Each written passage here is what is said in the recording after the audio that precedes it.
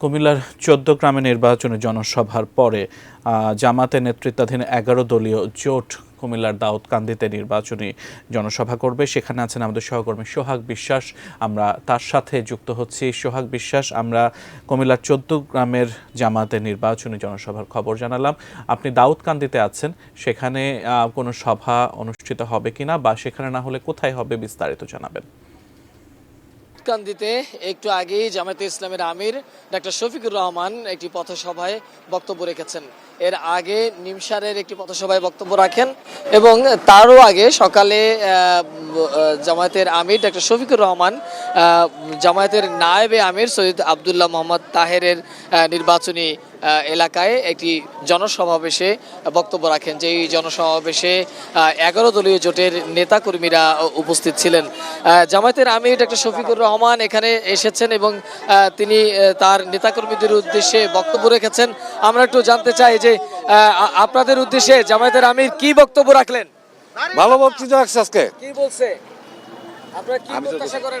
আমরা ইনশাআল্লাহ ক্ষমতা আসলে ন্যায় ইনসাফ প্রতিষ্ঠিত হবে ইনশাআল্লাহ।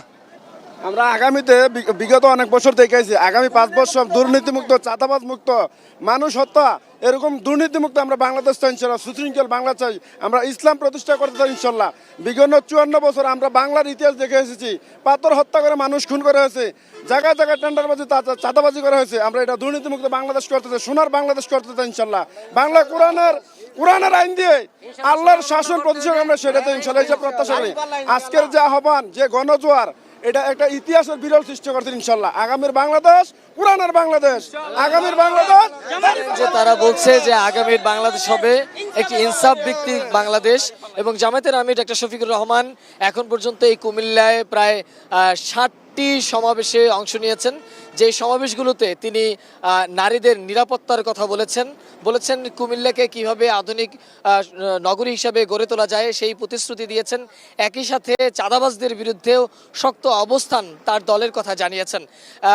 কিছুক্ষণ পরে জামায়াতের আমির অর্থাৎ বিকেলে তিনি কেরানীগঞ্জের একটি স্কুল মাঠে জনসভায় অংশ নেবেন। এরপরে ঢাকার ধানমন্ডির তে একটি জনসভায় জামায়াতের আমির বক্তব্য রাখবেন। এর মধ্য দিয়ে আজকের মতো তার যে সফরসূচি সেটি শেষ করবেন।